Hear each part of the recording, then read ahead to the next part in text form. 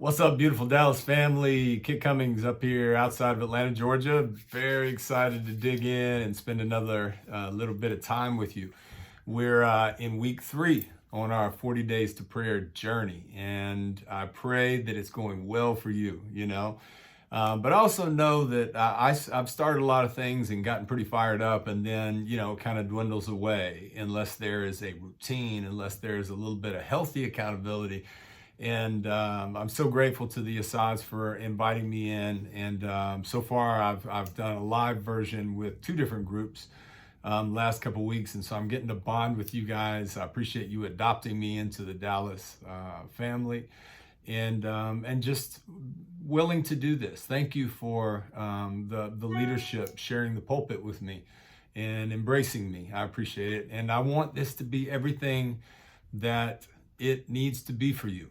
Different people are in different places. I mean, coming out of this crazy 2020 and 2021, I know that there's a lot of people that are beat up, good, faithful people that are beat up. I've been beat up too.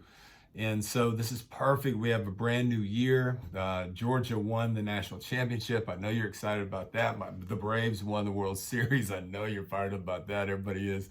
2022, man, year of miracles. It's already started good down in my part of the world. But anyway, I also know that, some people are struggling. I mean, I've gotten great feedback like, this is awesome, man. It's really been this and that. But I also know some people out there that maybe haven't gotten started yet, or started and stumbled, or maybe just, I don't know, never really was like into it. That's okay. There's no judgment. There's no shame in this game.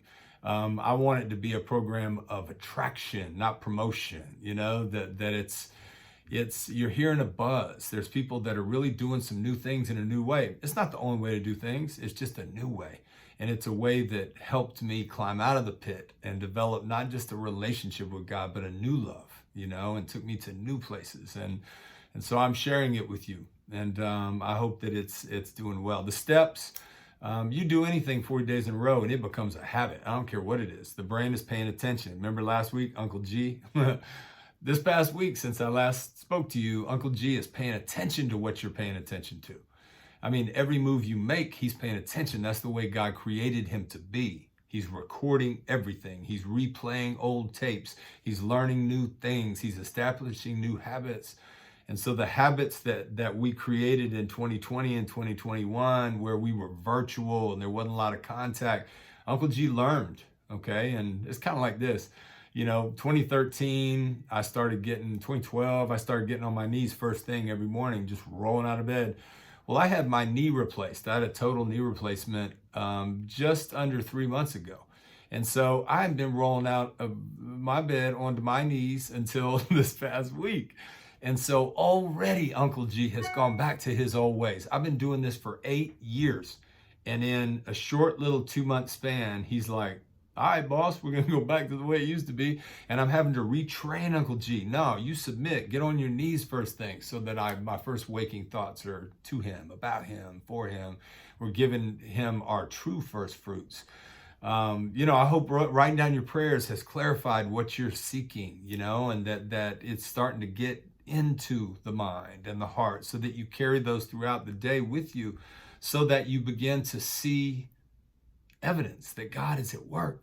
And maybe you've even seen a couple things that we're going to call miracles. And they're not big and little miracles. Miracles means God got involved.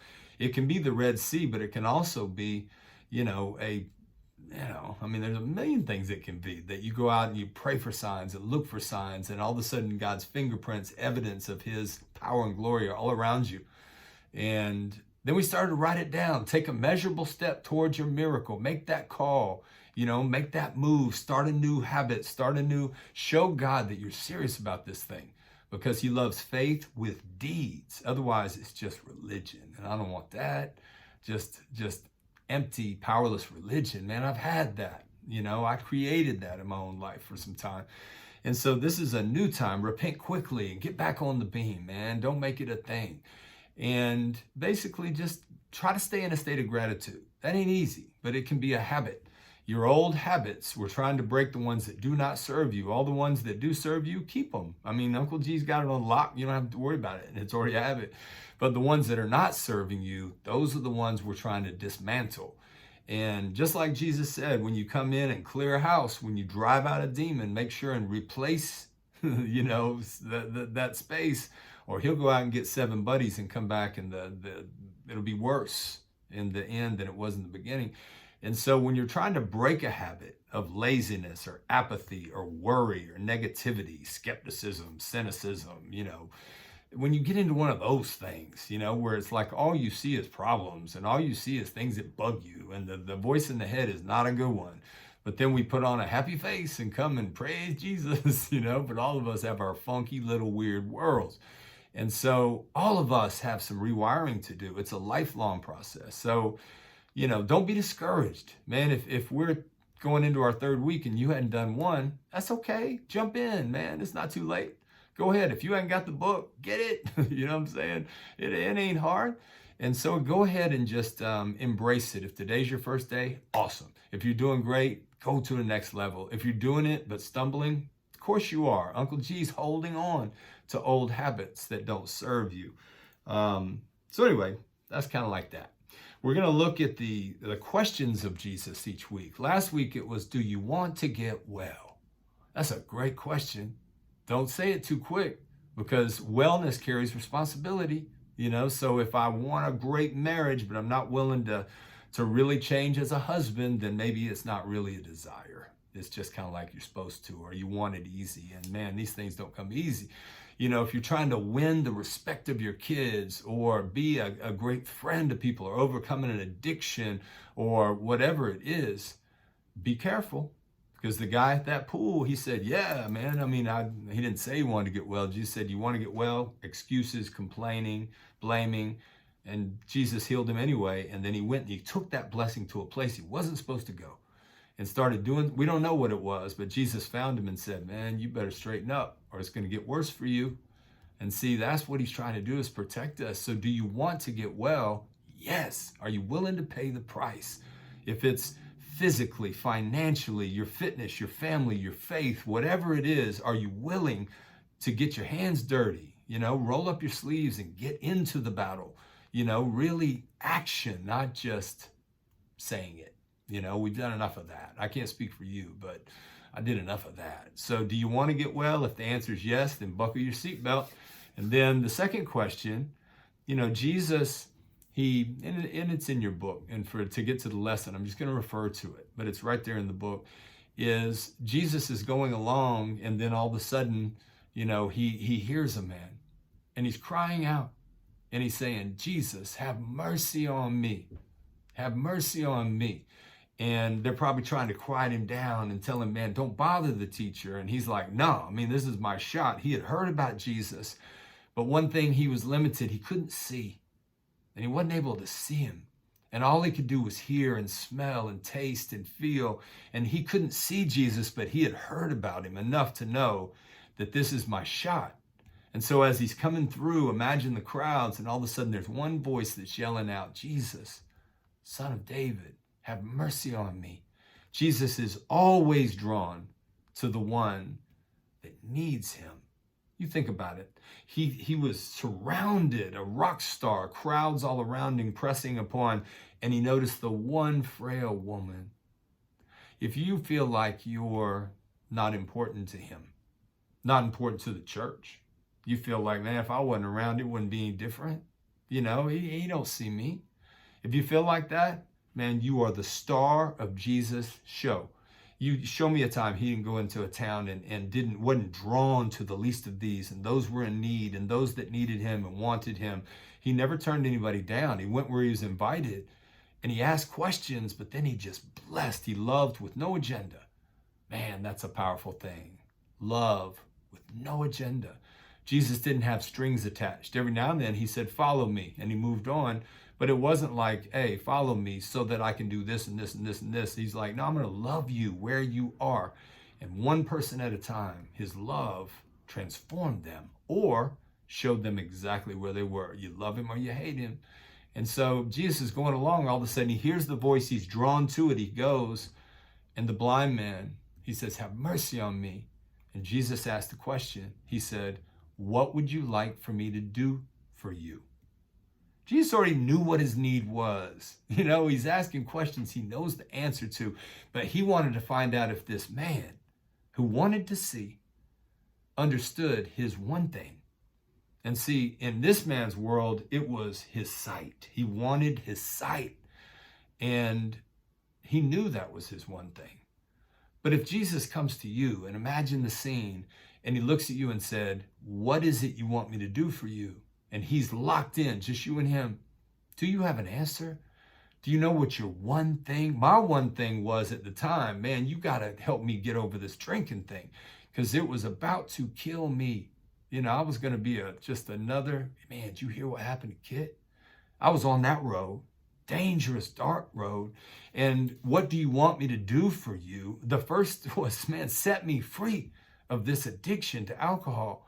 You got to know what your one thing is. What is it? Is it a habit? Is it a character defect? Is it sinful nature that just has you gripped? Is it something from the past you can't let go of? Is it unforgiveness? You can't forgive yourself. You can't forgive your enemy. You know, is it a physical thing? Is it a financial thing? Man, it ain't that. It's a heart thing. But what is your one thing? Well, this blind man, Bartimaeus, he knew. You know, blind Bartimaeus, man, he's like famous. And he said, what do you want me to do for you? And he said, I want to see. That's all he said.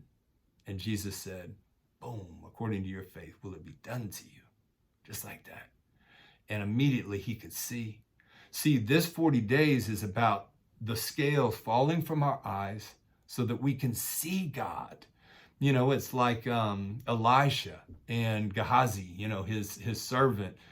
And Elisha, you're going to see this in one of your dailies.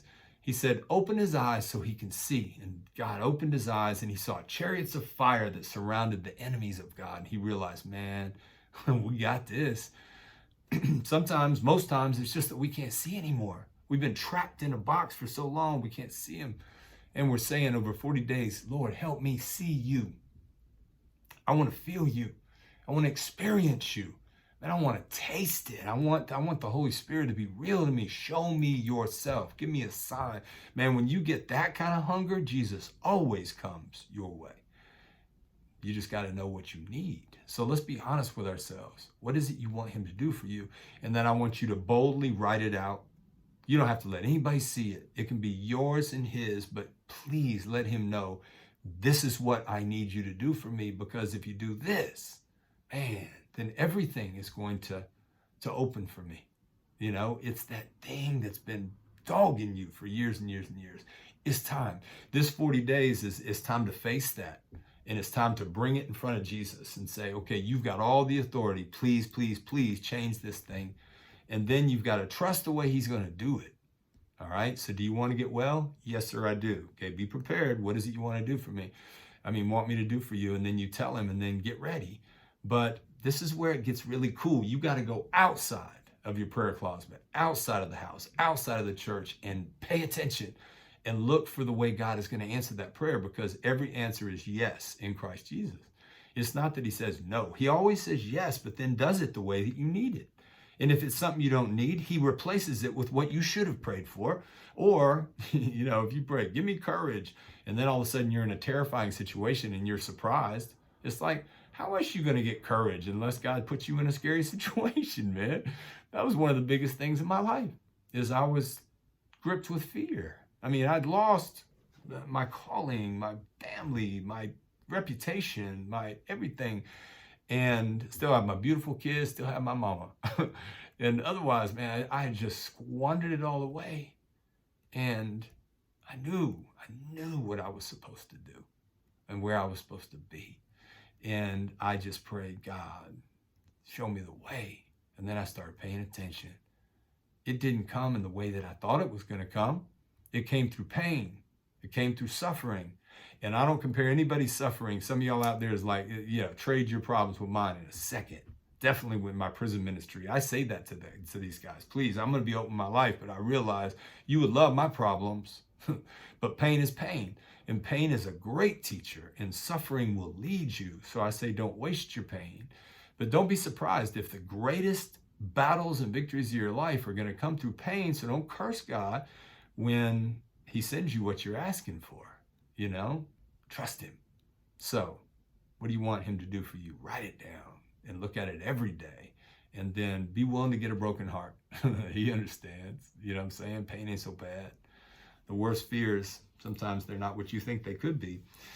Which step are you struggling the most with? Which one is it out of the 7? And I want you to look at that, or all of them, whatever it is. If you're not even doing the daily, you're just kind of reading the quiet time and kind of doing the thing, but you're not journaling, or you're not hitting your knees, or you're not making measurable moves, or you're not journaling about what you see. And no judgment, no shame, no criticism from me. I want you to ask yourself one simple question. Just say, why? Why not? Why am I not doing this? It's like, this doesn't take long. This is 40 days in a row. It's focus. And you're just praying for God to remove the scales. That's it. This is an eyesight thing. And why were so many miracles that Jesus did tied to blindness? I mean, it's probably the most fundamental thing that he can do for us that's the most dramatic change, even more than giving the speech back or giving the hearing back. It's like, whoa, change the way you see things, change the way you look at things. The things you look at change every single time. Okay, so the scripture we're going to look at today is, you're like, I thought we were already doing it. That was all intro, but I promise you this ain't going to be too terribly long. This is in 1 Corinthians 9. It's become one of the great passages of my life. From my last couple of talks that Paul has, besides Jesus, Paul has had the most fundamental impact on my life. And third, besides family, is Martin Luther King Jr. Period. It's the way it is. And Paul has impacted me so much in the way that he carried on and blazed a trail, even though he was opposed and he wasn't understood and he was in trouble by his own people. And nobody understood Paul. And he went through pain and suffering and loneliness, and he kept on charging toward his dream all the way to where they had to chop his head off to shut him up. And he still converted some dang guards while he was there. The dude told his story everywhere he went. He was the worst of the worst, the least of the least, not even deserved to be called an apostle, the least of God's people, and then he says, I'm the worst of sinners. Just like, man, he became more and more humble. This man that had so much to rely on himself about. And God showed him the power and weakness and how much he would suffer for the name of Jesus. That was his ministry. Man, you're going to suffer, Paul, but you're going to tell the whole world who you are. And it's going to save many, many people. And then you'll be with me in paradise. And so here in 1 Corinthians 9, here's what he says in verse 19. Though I am free and belong to no one, I've made myself a slave to everyone to win as many as possible. To the Jews, I became like a Jew to win the Jews. To those under the law, I became like one under the law, though I myself am not under the law, so as to win those under the law. To those not having the law, I became like one not having the law, though I'm not free from God's law, but I'm under Christ's law, so as to win those not having the law. To the weak, I became weak to win the weak. I've become all things to all people, so that by all possible means I might save some. I do all this for the sake of the gospel, that I may share in its blessings. Man, this is so rich. He says, man, I'm free, but I make myself a slave to other people. Man, I submit to the lower position. I put others above myself. I respect people and treat them, not as I think they deserve, but as Jesus would do it. I become a slave. I become a servant. Into the line. Take the back seat. And God says, the servant is the greatest of these, and you'll be moved up to the front in humility. So he says he made himself a slave. And then he says, basically the way that I put it is, he became the other. He didn't just try to love the other, or try to feel the other, or try to convert, save the other. No, he became the other. And I had never seen that before. He says, to those under the law, I was that. To those not under the law, I did that too. To the Jews, became like the Jew. To the Gentile, became like the Gentile. To the Greek, I became the Greek. If there were Muslims at the time, which wasn't even around for another 500 years, he'd have said to the Muslim, I became the Muslim to win the Muslim. See, these are the things that changed my life. Become the other. It's not just compassion. It's not just empathy. It's, man, I'm going to put myself in your shoes, feel your pain, try to seek first to understand you. I'm going to find common ground with you. I'm going to walk a mile with you before I judge you. I'm going to listen to you. I'm going to speak compassionately to you. When I'm wrong, I'm going to make it right with you. And I'm going to treat you with respect no matter how you treat me. I'm going to become you so that I can understand you. And then who knows? Maybe I can win you. There's so many times that I tried to convert someone instead of becoming them. I was the teacher to show them how they needed to be instead of crawling into their shoes and saying, help me feel what you feel. God gave me great opportunities. He says all things to all men. I became all things to all men. Today in our country, we're politically divided. We're racially divided. We're religiously divided. We're divided on gender. People are dug in. So many people of faith are dug in on these issues, which are very important issues. But I'll tell you the secret. I can bring Crips and Bloods together in prisons easier than I can bring Democrats and Republicans. I mean that for real, for real. If you put me in a prison, I'll bring some prison gangs together and we'll do some good. I promise you that. I mean, I got no doubt. I've seen it too many times. Man, bringing, Crips and Bloods, red and blue. Well, politically, bringing red and blue together, it's very, very hard. But the answer is you've got to become the other. To the Republican, I became the Republican. To understand the Republican. To the Democrat, I became the Democrat. To win the Democrats' heart, not to convince you to be like me, believe like me, think like me, vote like me. Man, that's up to you. I respect where you're coming from, but I want to feel you. And that's one of the reasons I work with Democrats on the left that embrace my work. I was raised on the right. That's fam, and everywhere I come from, people look like me, believe like me. So that was easy. I can become the conservative because that's how parents raised me. But when I started becoming the liberal, becoming the Democrat, it changed me because I started to see things differently. And now, I'm cool with both sides, and that's a blessing that God lets me to do that. I traveled the world to try to understand the other. And really, it was a journey to find myself. I mean, I was trying to figure out who am I, because my whole identity was my reputation with y'all, my position with y'all, your opinion of me, the degree that hung on the wall, the title that was given me. What are you? Are you an evangelist? I was chasing that thing. And then it was like, man, I'm a zone leader. I'm a sector leader. I'm a region leader. I'm a super region leader. I'm a leader. It's just like, what's the next step? Like Paul, very ambitious and I could rely on me. See, but inside, I lost myself. Because what happens when your identity is wrapped up in all those things and they go away? I'm a husband and then I'm not.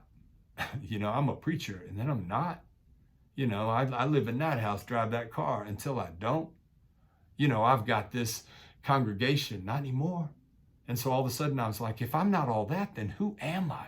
So I went back to the dude that I was before God got a hold of me, and I became him for a while. And I was dangerous, crashing cars. I was a wreck, heading for a bad destination. And then God, once again, he rescued me. Man, I told you last time, I tried to get away from him. He wouldn't let me go. Man, if we let people go so easy, I can't speak for you. A lot of times I let people go so easy, man, they're not open, or they fell away or, whatever. And I just let them go. And Jesus never let me go, ever. And I was offensive. I mean, I treated him horribly. And I even told him, and he would not let me go. He just kept coming and kept coming and kept coming and kept coming. And that is the prodigal father, chasing the son. That changed my life. The divine stalker, he won because I couldn't get away. He's too fast, too strong. And two, he persevered with me. He was tenacious with me, just like he spoke my language until I understood it, you know? And then the Holy Spirit did what he does, man. Good Lord. So when I was a teenager, I learned this art to become what you wanted me to be. You know, I was, you know, scared kid, insecure kid, bullied kid, and then I became a bully. I mean, it was like, I mean, I just became what I needed to be accepted by you. To the jocks, I became a jock. To the religious folks, man, I was Young Life and FCA, which wasn't even real. You know, to the wild dudes, drugging and drinking, man, I became that too. You know, to the principal and coaches and everybody, I mean, I'm the athlete. And so, you know, 16, 17, 18-year-old, I forgot who I was. Man, am I the wild man? Yeah. Am I a religious guy? Not really. Some people might think so. I wasn't at all. Am I the good kid that the principal and coaches think I am? Not at all. I mean, am I the popular kid? Man, who am I? I was putting on so many masks that one day you come home and you forget to take it off.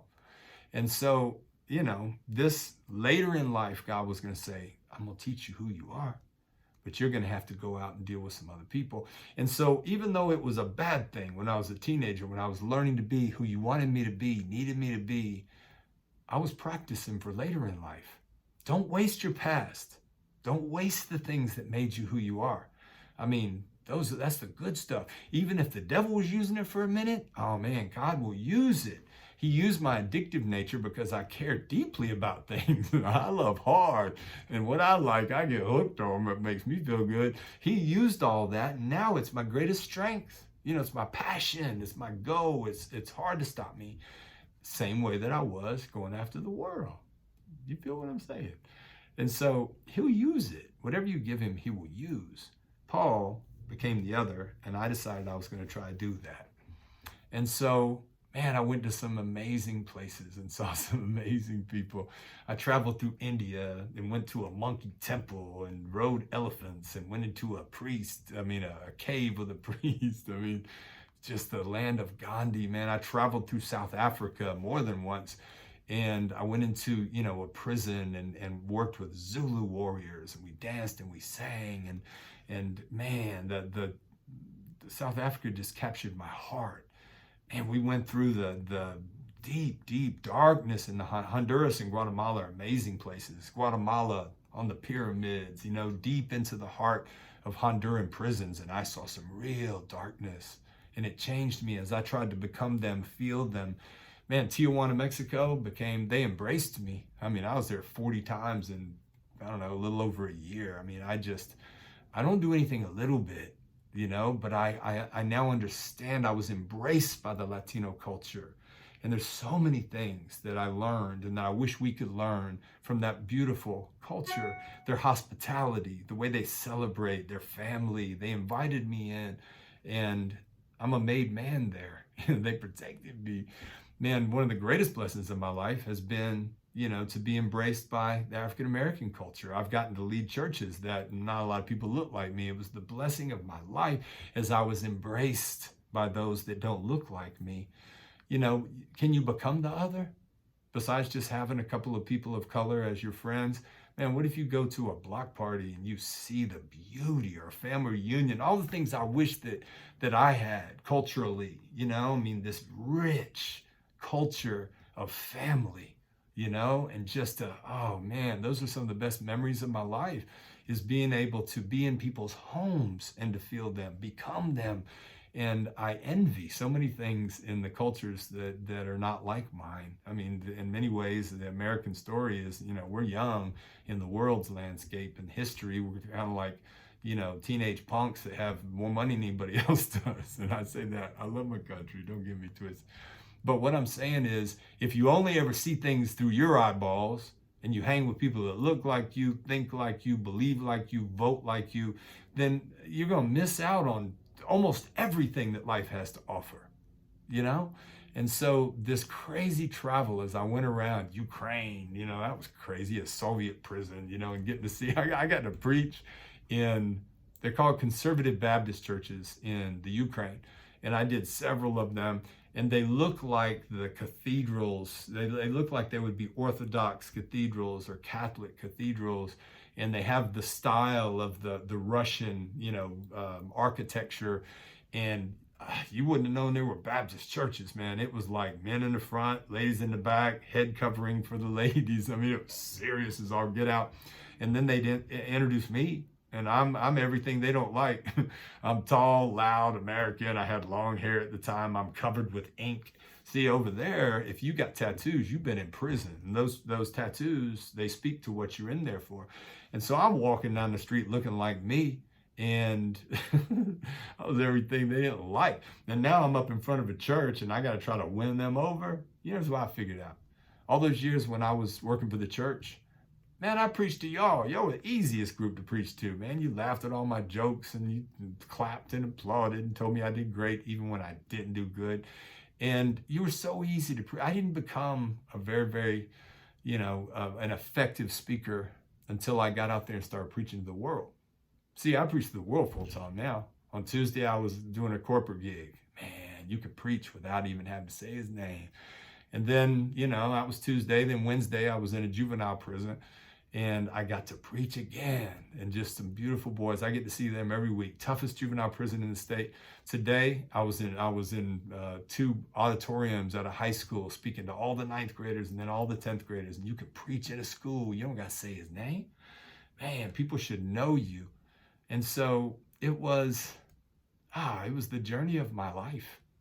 I'll never trade, and it ain't finished yet, is to become the other. I mean, it changed me forever.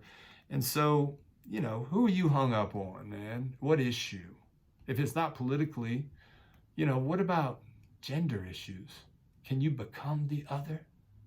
Oh man, I've experienced that up close and personal. Now, I'm talking just as real as I can be to you. To the transgender, I became the transgender to try to understand and feel a story that's not like mine. You understand what I'm saying? I've done a lot of work with Aryan Brotherhood, which are skinhead Nazis. And I mean, to the racist, man, this was hard. I had to become that.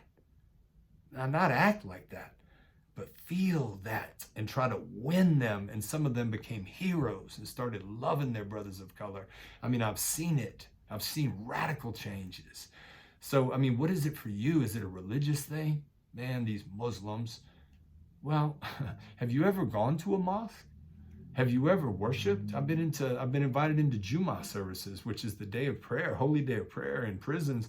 And I, as a Christian, was invited in. I couldn't participate, but I got to witness it. And that was a highest respect.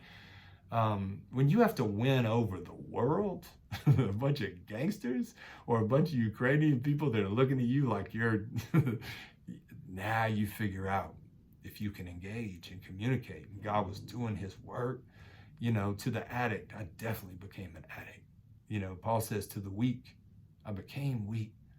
For so many years, I felt like I had to be strong and I can't be weak. And then to the weak, man, how you gonna win the weak? Strong scares the weak. Those that are struggling with addiction, mental health, whatever it is, man, they need someone to sit with them and feel them. They don't need to be fixed. I tell you that from experience, man, as a guy that was drowning and the phone was not ringing anymore. And all my ride or dies wouldn't have anything to do with me. Man, then you figure out who you are. And what you need is someone just to come and sit with you. I didn't need to be fixed. I didn't need to be discipled. Didn't need to be trained. Didn't need to study again. Need to be this. I just needed someone to come and see me. That's what we need. People who have left, that's what they need. They need you to go and sit with them. No agenda. I just want to be with you, bro. We just sit. We just hang out. We just talk. I got no agenda. None. Just to love you. Man, that changed my life. So I'm going to close with a story. I was on death row in Louisiana at a prison called Angola. The biggest prison in the country. It's 6,200 men on 18,000 acres in rural Louisiana. Angola is known as the bloodiest prison in the world for decades. And I got to go there and do work with a bunch of those men several times and go to the prison rodeo, which is a whole nother story. But I was doing death row work. And we were going from cell to cell. And I was there with a lot of Christian volunteers that I didn't know. And so I'm with them. And so as we're going cell to cell, some of them were reading scriptures to the brothers behind the wire, and which is fine. Hey, I mean, anybody that serves and goes behind the wire to help, I mean, I got mad respect. But there were many of those brothers that didn't ask for it, and they didn't even know, you didn't even know who they were, and there was no real engagement. And so in some times you'd have